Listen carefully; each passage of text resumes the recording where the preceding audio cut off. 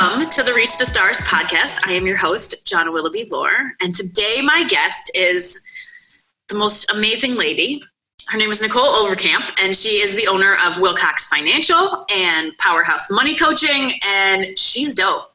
Like, kicking ass, taking names every day. So without further ado, Nicholle, do you want to tell everybody a little bit more about what it is you do and who you are?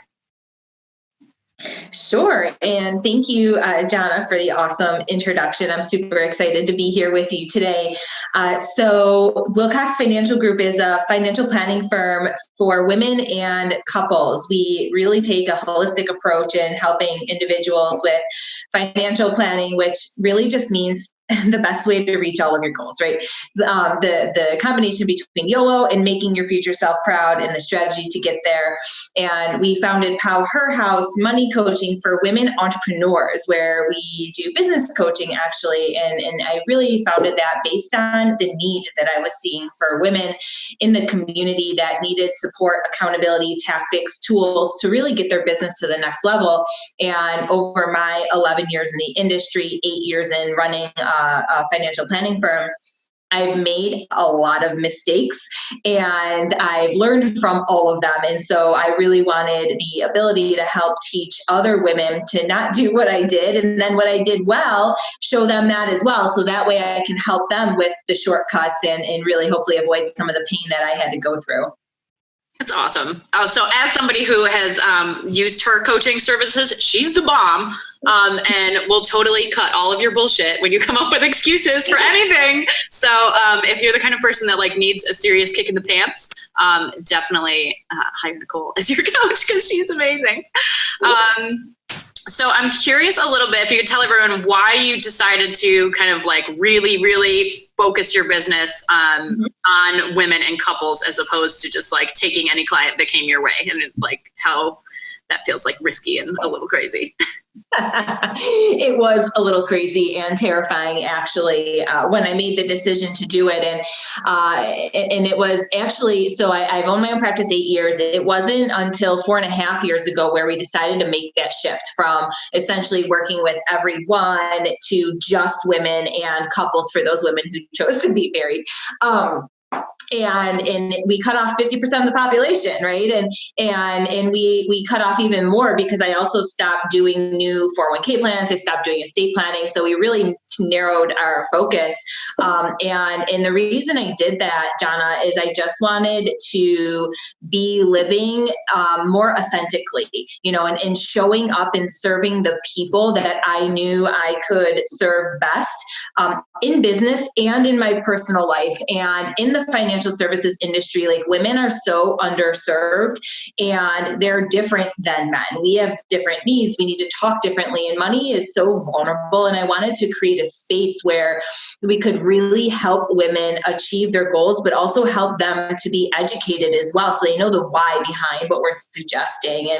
And so much of what I saw in the industry and what I dealt with myself personally, but then also heard, is that there wasn't really a space for that. And so often I heard our advisor talked to my husband only, and he didn't listen to me, or I was afraid to ask, or I felt shameful for where I currently was, and I didn't want to be judged, and all these crazy wonky things that I was like, wow, like I really need to create a space that is better, because as a woman, I can do better than this. And I've also been treated in a way where, I was treated as if I was an idiot that didn't know anything, despite my credentials and my experience, just because I have blonde hair and vagina, so I totally get it. And I just I want to empower women. I want to empower them in every capacity that I possibly can to own their future and get after what they want, because all of us, I don't think any woman is exempt of this. Like we bust our ass, even if you're a stay-at-home mom, like you work so hard, and we deserve to get what we want and understand how to get there. Yeah. I mean, I definitely have had my fair share of conversations with different financial advisors. My oldest brother was a financial advisor. So I definitely had those, like, you need to be saving for retirement conversations when I was like 24 years old. So I'm really lucky to have had that in my early life, and that I actually did like start a retirement account before I was 25. But I totally get that, like, conversations that I've had with male financial advisors are completely and totally different from the conversations that I've had with you about money. And a lot of times when, you know, not to say that like women's brains work differently, but like they do in a lot of ways. And sometimes I would just like glaze over and they're talking about this and that. And I'm like, I don't know what any of that means. And you just have this great way of like breaking everything down into these like little easy to understand bite-sized pieces. So it's like, okay, this is, you know, if you want to have money for this, this is how you can get there. These are some options. And like to kind of spread it out like it's a recipe, as opposed to like, I'm telling you all of the answers and you're kind of like giving people a menu, like you can choose from these different things. And I just really like that it seems easy and like attainable. And we've totally saved money in the last, like, we saved money during the pandemic because of Nicholle, because we were like really conscious about whether or not we wanted to, like, which things were worth spending our money on and what we really wanted to spend money on. So it's been really awesome. So I wanted to know if you would share more about your experience, like starting your own company, and like getting out from under the thumb of traditional financial services industry, where you started. So it was interesting and hard, and I had no idea what I was getting into, right? And so I left a big firm that really was more sales focused than service oriented, which is it was a big reason why I wanted to move. I wanted to be able to serve in a way where I wasn't being held to like a sales quota. But when I made that decision to leave, it was kind of like a very hasty, immature, I'm 23 going on 24 years old and I know how to do everything type of attitude. And, you know, long and behold, I knew nothing about running a business, right? And so I knew a lot about financial planning because I went through all of this training and like I was working 14 hours a day for 3 years straight, right? So I felt like, yes, I know my craft, but I must know how to run a business. And, you know, I had my ass handed to me, quite frankly, you know, and so it was really crazy. I had to learn through trial and error truly about how to rebrand myself, what a brand even is, how to market differently, because I didn't want to do the things I was doing before. And and by the way, I'm still a 24-year-old female, so there's so many people who just didn't take me seriously. And so I had to get through all of those barriers and kind of find my way and footing truly in terms of like what I was doing and how to do it better. And in navigating like all of my, I think what I took was I knew that I could do it, but I didn't always know how, right? And so it was like my competitive nature, but my ability to have like this burning desire or fire in your belly, if you will, you know, I think we've all heard that term, to just like prove the world wrong, I think is what really got me through. But the first few years truly tested me, like in just making me show up in every way I didn't know how, you know. And so it was really a learning experience, and I think going through hey, you can be good at your craft, but that doesn't immediately qualify you to be a business owner. And here's what that can look like, you know, and all the different things that you have to think about. And 8 years in, I'm still learning, you know. So it's been a super fun journey. Yeah, it really has been, you know, and I think I've been fortunate to have found like a really awesome partner and good help along the way too, to help get me through that. So speaking of your awesome partner, I was wondering if you could tell us the story of how she kind of ended up needing to take more of the leadership, like co-leadership role, as opposed to like being your assistant, your helper at first, right? Sure. So you know what, it kind of happened organically. And so Sarah has been with me right from the beginning. And initially we were on the board together. This was the year I was the president of the American Business Women's Association. She was the treasurer. So we were on the board about a year together. So we had that like level of respect and trust for each other. And it just so happened she had taken a buyout from a bank that she had worked at and was looking for work, but just didn't really find anything that she loved. And I was like literally drowning in my own mess at that point. Like I was doing all the things. I was the janitor, the assistant, the advisor, like all the things. And so I was like, hey, like, I know this isn't exactly your dream job, but I need you to like help me out. And so she started as like a part-time assistant, and she literally worked out of my house in my bedroom with my dog, because I didn't have enough space at the office I was renting at the time and couldn't afford like anything more than that. Right. And so she worked and I can't remember exactly how long it was, but essentially we had the conversation. I was like, hey, like, do you want more? Like, do you like this industry? I'd love for you to get licensed and actually be an advisor, and we can work together. And so that's exactly what she did. Like the cool thing about Sarah is like, I didn't really have to teach her much. Like I coached her, I taught her technical things, but she was such a self-starter, and which worked really well for both of us, because I am poor at explaining things. I just know what I want and I expect people to know it. So she was really great at kind of like dealing with that. You know, we have very different skill sets, which was awesome. And so she ended up getting licensed, and then we were working on cases together. And it took a couple of years to really understand and recognize what our actual strengths and weaknesses were and how we could work as a partnership. It definitely wasn't perfect at first. And then 5 years ago probably is when we really like started to hit the ground running and building this partnership.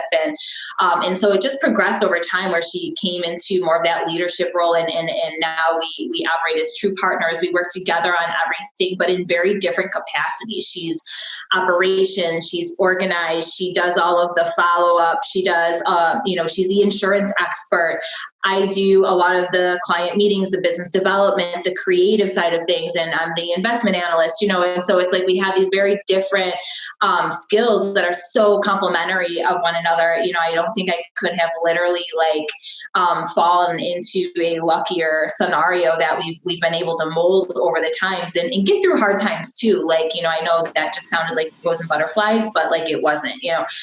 We went through a lot in even learning each other's personalities, and we went through the ebb and flows of wanting to kill each other and talking it out and getting over it, and so I think it's just fortunately been something that we've been able to work through. And in our industry, what we have is very rare. As we built this partnership and as we built this firm, every single person that was senior to us or in a management type role or an ownership type role in the financial services industry told us that we were idiots, that we shouldn't be doing it. It's the wrong thing to do. We'll never succeed. And look at us now, assholes, right?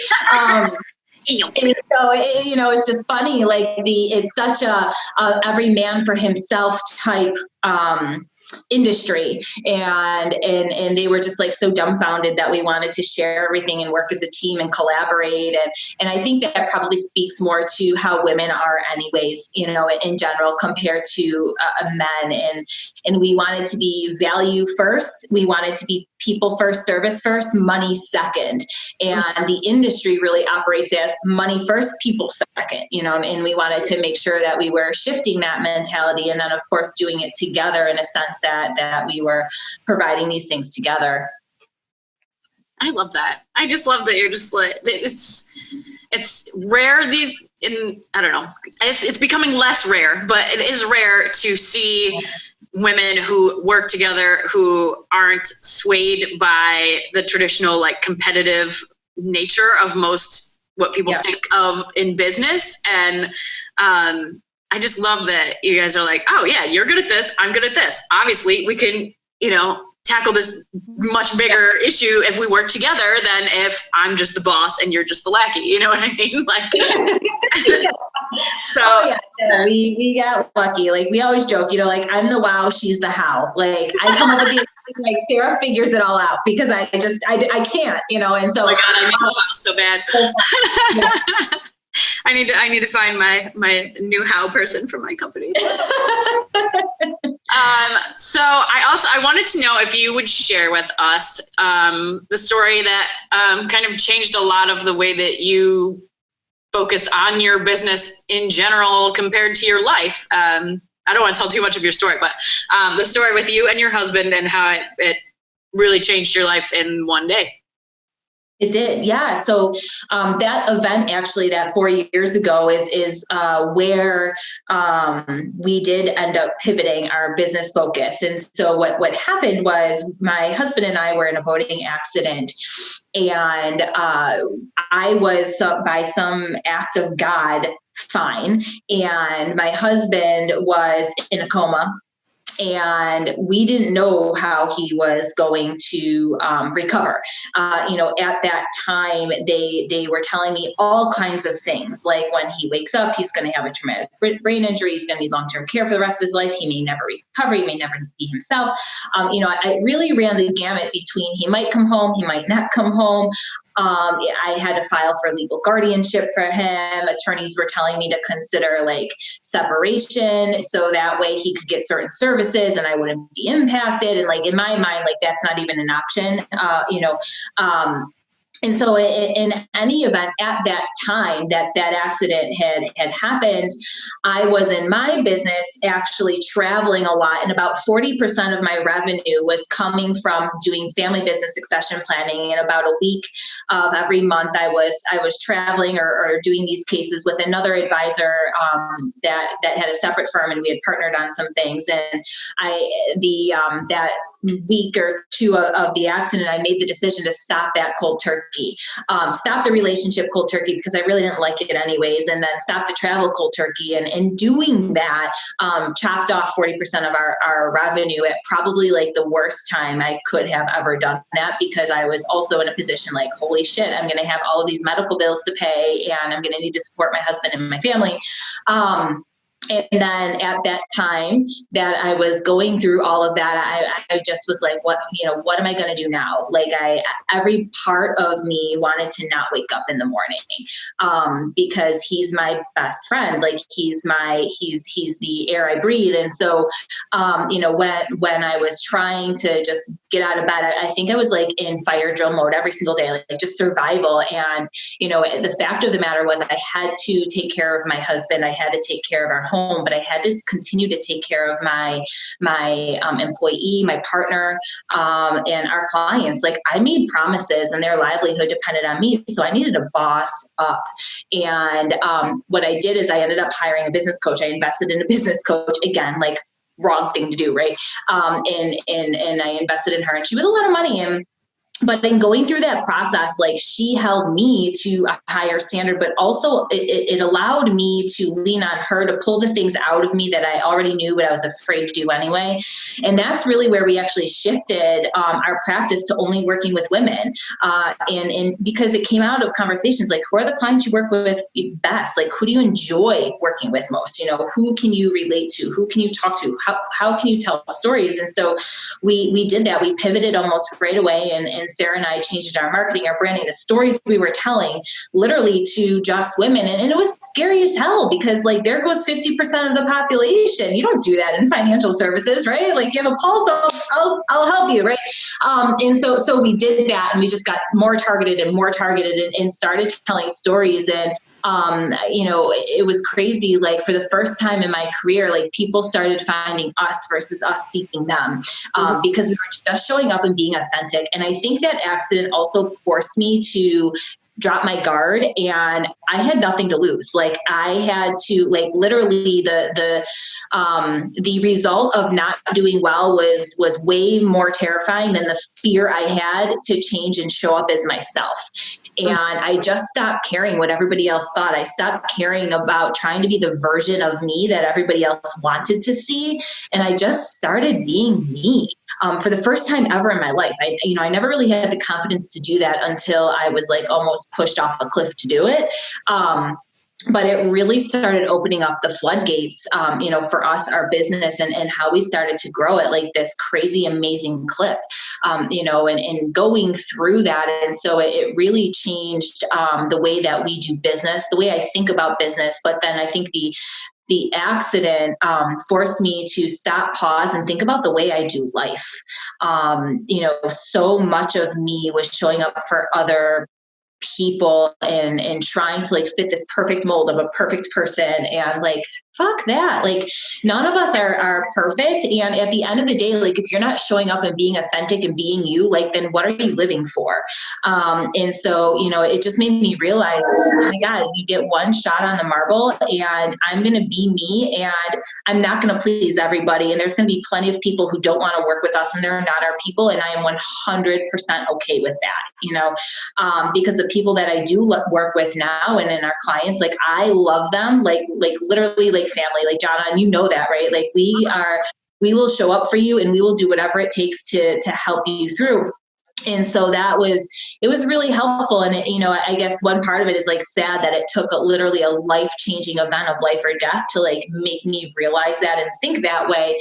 But I'm so much of my heart is grateful for that, because as much of a traumatic event and that it was, it happened on my 30th. It was the week after my 30th birthday. And I joked, like, I never turned 30, like that year disappeared for me. But truly, in going through that, it was like so much gratitude to just like, it woke me up, right? It woke me up, and it made me show up in different ways that I knew I could, but I was afraid to, right? So that was it. And my husband is okay now. He did recover. He defied all the odds. He's insane. And his recovery took a long time though, right? It did. Yeah, it did take a while. It took him, he was in the hospital a while. When he came home from the hospital, he needed 24/7 care. So, and medical insurance doesn't pay for that. Right. So, and again, thank God I had a job where I made the schedule. Right. So I booked meetings around him. And I'm grateful for that opportunity. And so it wasn't, it took him 2.5 years to just kind of start to really be more of himself. And even just this year, like, he's Chris again. He's got his sense of humor back, his personality, like his, short-term memory is still kind of crap, but so is mine. So I don't know if that's just a lot of things going on together. We forget about all the crap that happened 5 minutes ago, because who cares? It's small life, Yeah. We got to read off the Post-it note system in the Overkamp household. But so, yeah, it's just crazy. I think how life works. And I hate that expression, like, everything happens for a reason, like, because I really think that's kind of a crappy expression for certain things. But I suppose in the other breath, it's like, we're always where we're meant to be. It's just like, how can you take life as it's happening for you? It's not happening to you, right? Mm-hmm. I love that. I love that idea. And just kind of like taking it as, everything happens for a reason if you give it a reason. Instead of it's just like, you have to figure out what that reason might be. And sometimes something awful happens because you have to learn some huge lesson and really like change the way that you are doing things. And I don't know, it is a weird thing to say, like, oh, everything happens for a reason. Because then people are like, oh, what about this? Or what about this? And you're like, you just don't know in the grand scheme of things, like what will happen because something awful happened, or what will happen because something great happened, like. It can happen the opposite way too, that like you strive for it for a super long time and it comes true and it happens. And then you're like, wow, that wasn't at all what I thought it would be. And now this is happening because, so it could always be like the opposite too. So I was thinking too, like, because of that whole experience and like all of a sudden kind of being thrust into this role of like running the company, taking care of the family, dealing with all these like unknown expenses that are not covered by typical insurance. I'm wondering how that like kind of changed the focus of your business on helping other women and families to prepare for what you would do if that happened to you, because I know that when we came to Nicholle, we got life insurance from Nicholle, and my husband is very much an insurance hater. he's not a fan of getting and having insurance and paying for it. I think mainly because he's never had to use it. But it was really great coming to talk to Nicholle and having my super resistant husband. He comes in with his arms crossed, like, I don't know about this. And she goes, yeah, well, what would you do if this happened? What would you do if this happened? And he was like, oh, well, and like kind of got him to think more outside of, the money that you'd spend on it, but like the ways that insurance could really help you in a situation where you're like, well, now what do I do? So I think that's really great that you're able to do that for people because of your own personal experience. And, like somebody can tell you all day, like, you should have insurance because of this. And they'll be like, oh, well, that's because you sell insurance and you want me to buy it. And you're like, no, really.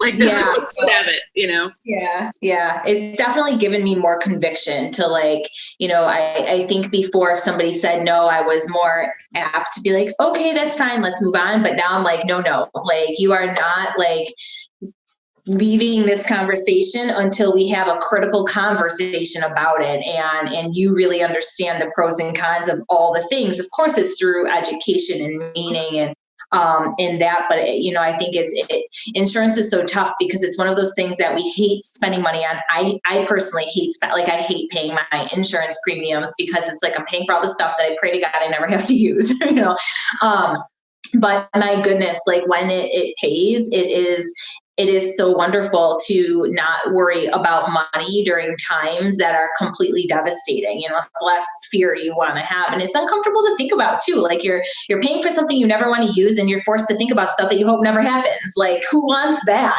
And so, that side of the business, like this has definitely given some conviction, right? And I think it's like, everything's fine until it's not. Right. And I think that's true of even financial planning in general, like this pandemic right now that we're going through with COVID. How many people realize the importance of having reserves or being able to pivot in their business if you're an entrepreneur and being resilient. It's just that the things that we take for granted are always negotiable, right? Like they can always change like the wind. And I think we forget that as human beings, we forget what is that we take for granted every single day, whether it's freedom or our healthcare or our paycheck, right? Exactly. So one other thing I wanted to talk to you about was writing your book.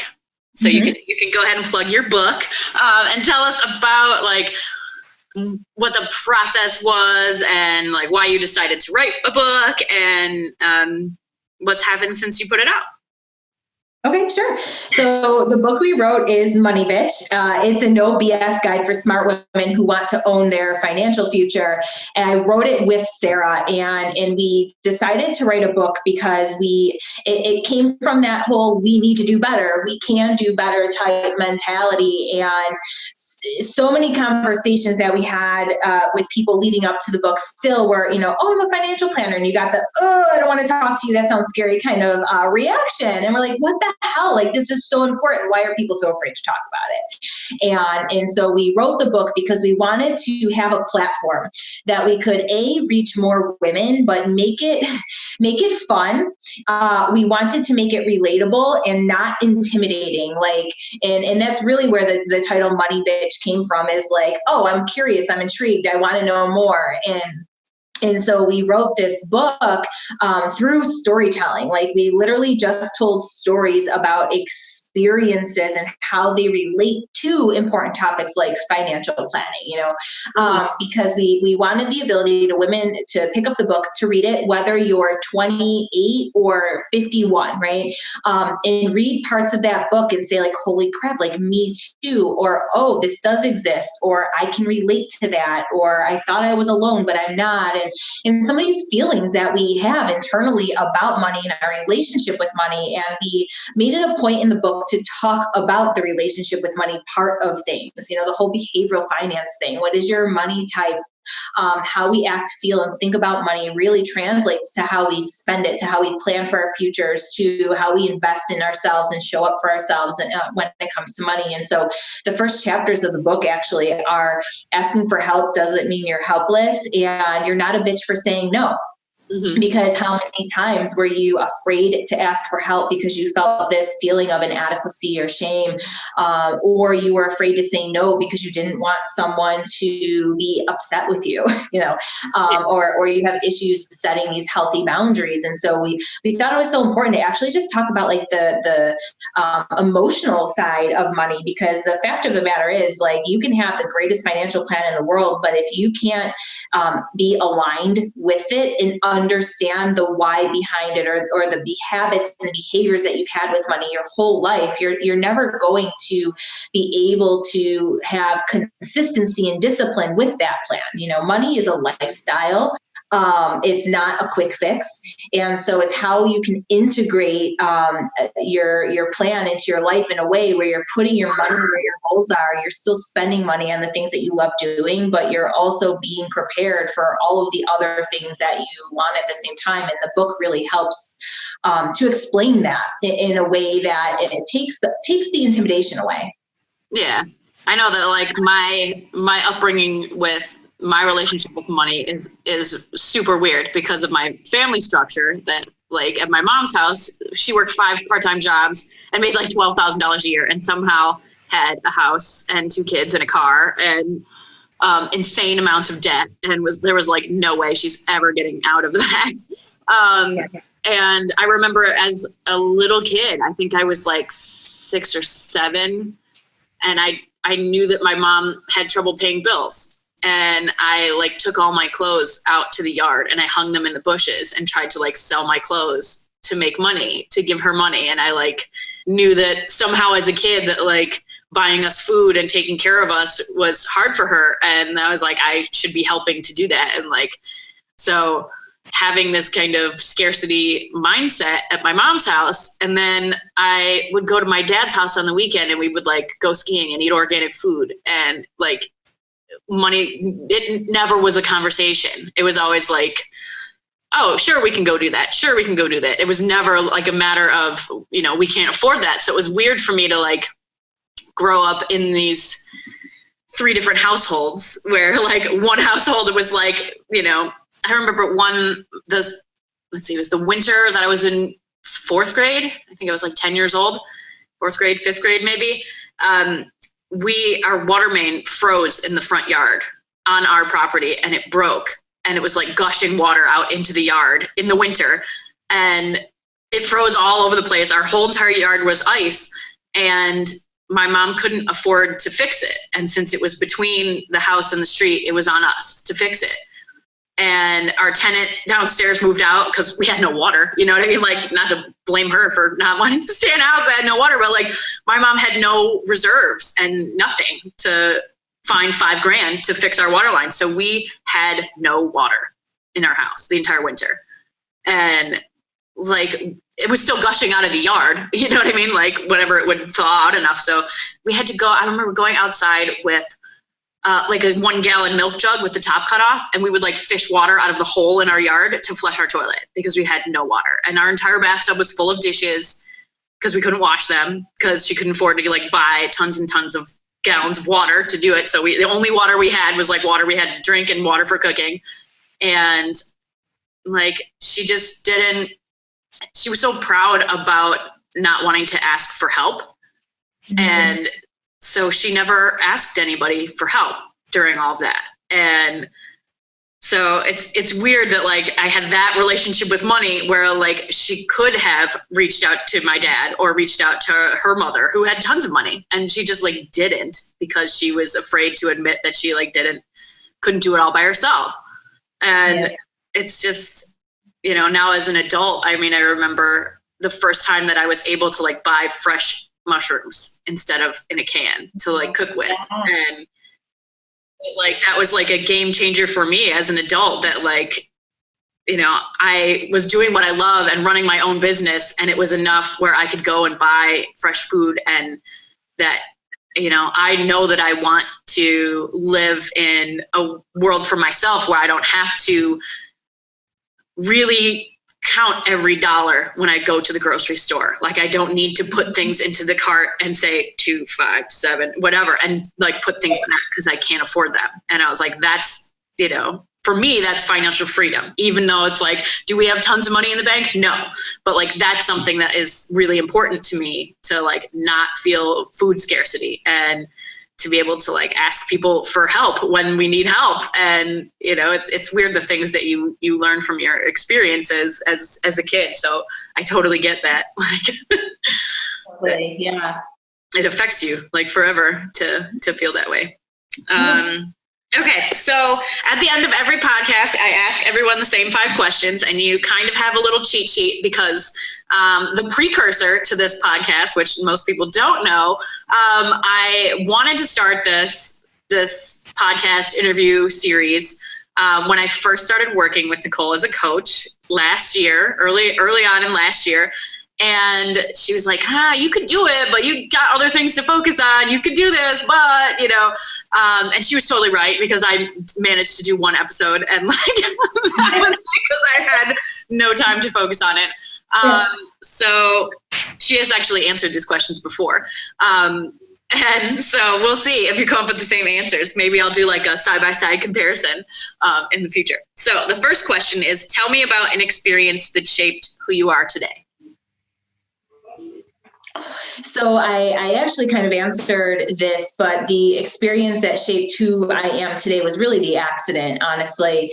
It really made me redefine life, how I thought about things, how I did things, what I value most, in the time that I spend with people in general, and in the relationships that I have, and just how I operate as whole. Like, now my life is this holistic blend of harmony, where I'm showing up at home the same way I'm showing up at work, or going out with friends. Like, it's all the same person, and it's in complete alignment.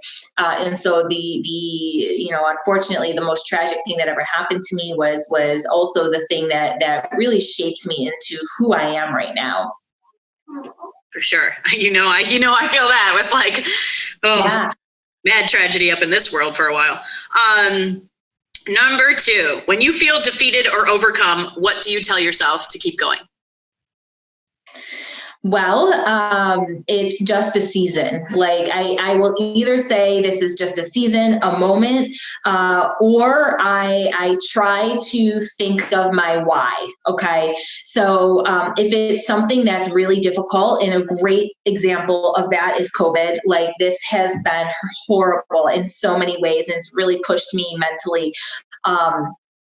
And I keep telling myself, and my clients for that matter, like, this is just a season of life. It's bad right now, but it will get better. Everything always has its seasons. And if it's just a bad day, I focus on my why, like why I do this, why I show up. And it helps me to put things in perspective. Like, I get the opportunity to have these bad days. I don't have to have bad days. Right. And for me, I try to take all of those experiences, be it bad days, failures, or what have you, and just turn them into like these little mini lessons. And that really helps me get through all the bad stuff, like, because it happens and it's going to keep happening. Right.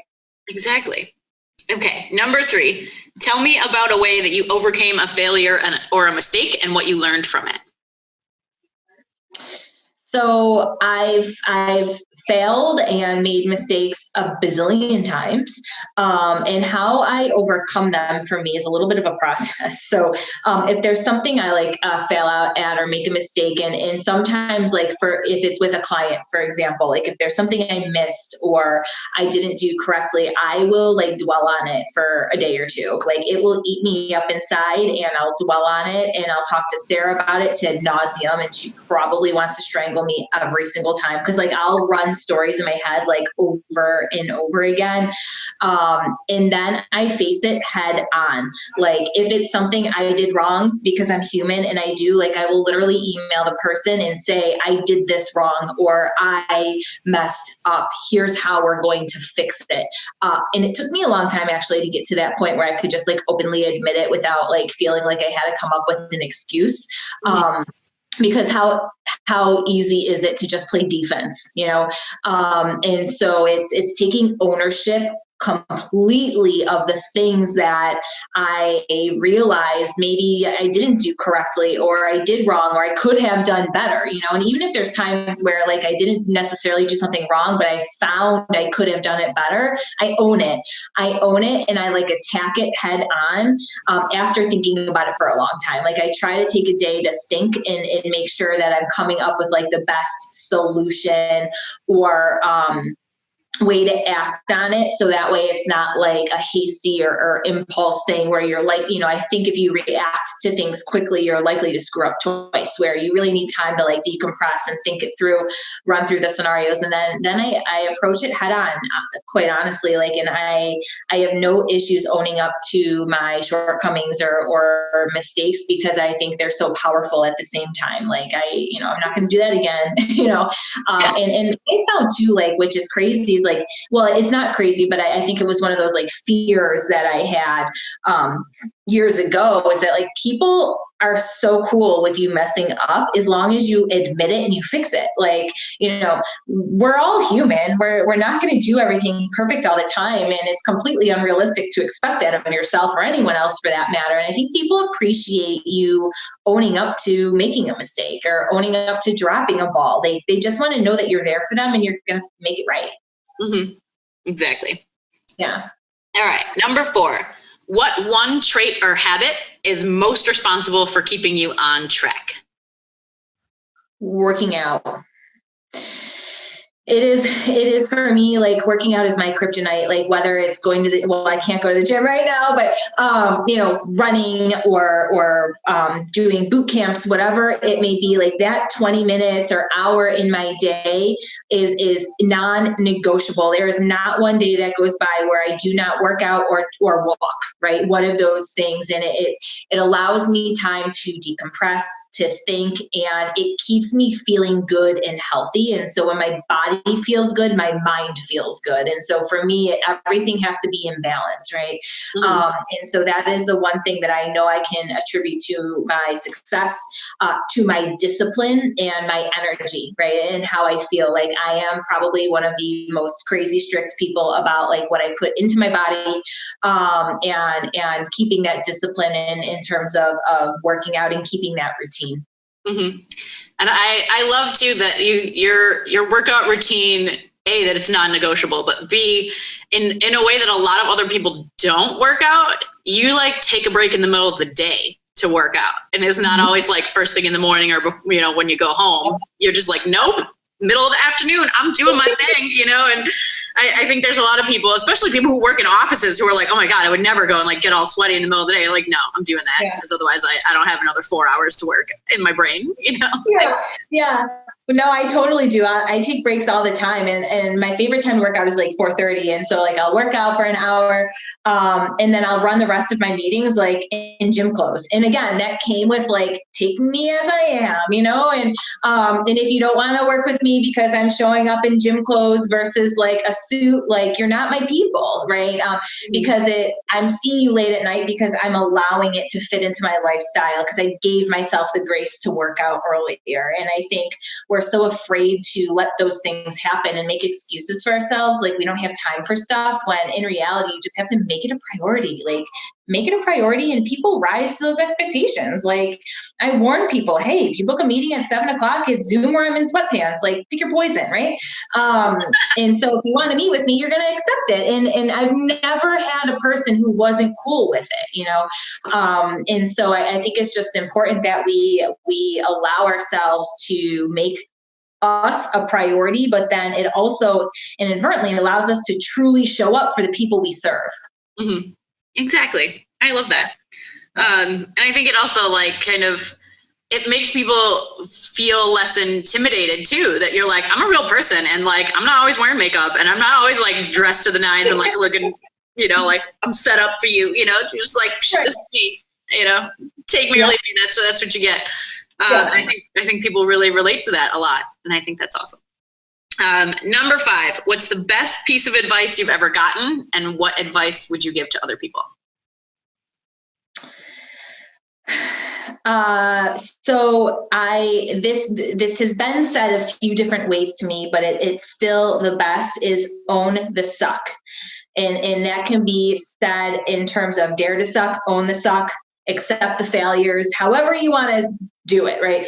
And for me, that I got that advice from a few different mentors and coaches. They all said it the same to me. And they're like, you just have to own the fact that you're going to suck. Right. When you're trying new things, when you're stepping out of your comfort zone, when you're getting uncomfortable. And for me, I am such a slow learner. Like, it took me so long to realize, like, it's okay to fail, Nicholle. Like, it's okay to ask for help. It's okay to, like, you know, just try new things, because if I don't do that, I'm never going to grow and evolve. And so that was literally the best piece of like business advice, right? That I ever got was just like, it's totally okay to suck and just show up, right? And just show up. And the best personal advice that I ever got was to just be me. Like, why are you so why are you trying to be everybody else but you, right? And so it was like that combination of authenticity and then dare to suck, right?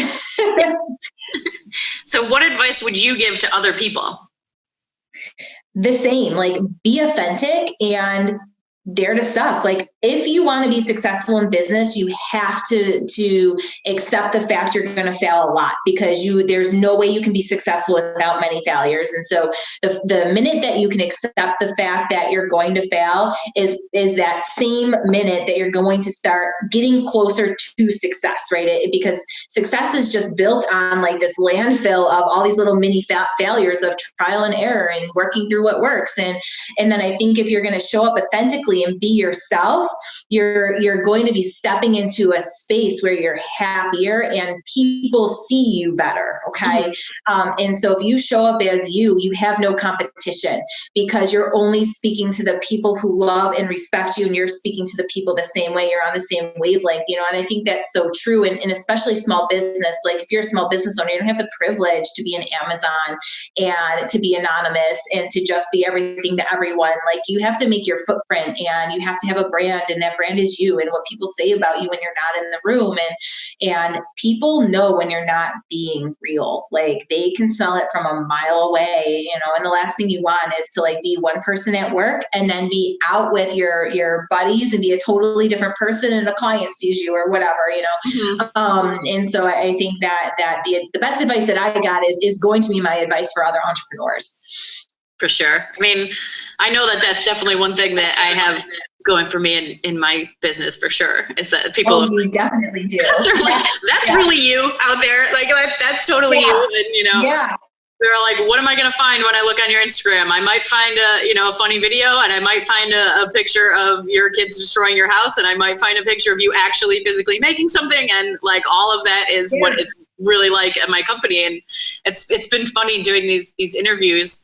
Because I've definitely interviewed a couple of mompreneurs already, and one of the interviews, like, her kid was just like chilling and making noise the whole time, and she was like, "Are you gonna have to edit this out?" I'm like, "Hell no, that's your real life." Like, you know, it's trying to figure out a way to work and be productive while a little kid is like, you know, asking you to like answer a pretend phone. Like, that's just how it is. Absolutely, yeah. And I love that. Real life. Aww. Yeah.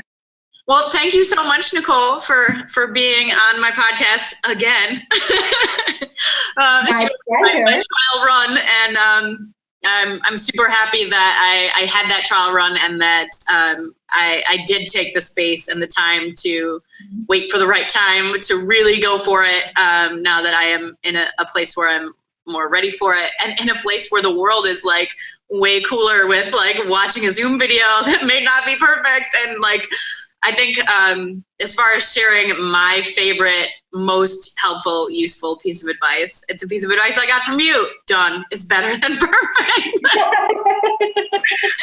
Yes, my dear. It's true. Yeah, so I really hope that everybody kind of gets that vibe with this podcast, that it's not just it's not about being perfect. It's about the importance of sharing with people and the importance of connecting with people and having, whatever kind of face-to-face conversations you can have with people in a world where more and more and more things are online. And I think that this global pandemic has really made people wake up to the fact that they took this type of communication for granted. Now that we can't just sit next to people and hug people and have conversations face to face, and I'm pretty sure that once more things are opening up, that there's going to be less dinners where everyone is sitting there all looking at their phones.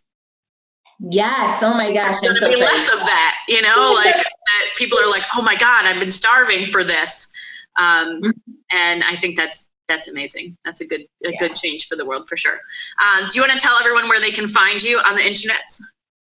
Surely. So you guys can find us on Instagram at Pow Her House Money. So POWHERHOUSE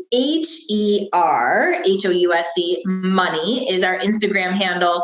I'm on Facebook, Nicholle Overkamp with a K. And our website is wilcoxfinancialgroup.com for financial planning, and for coaching, it's powherhousemoney.com. So thanks again, Jonna. This was super awesome. I love you, your story, your mission, everything that you stand for, and this was so much fun. Oh, I'm so glad. So thanks everyone for showing up and listening, watching this super fun dream of mine happen. And if you have a chance, go check us out on Patreon and share with a friend and review us on iTunes and all that good stuff. We love having you here. Awesome. Thanks so much. Have a great day, everybody. Bye.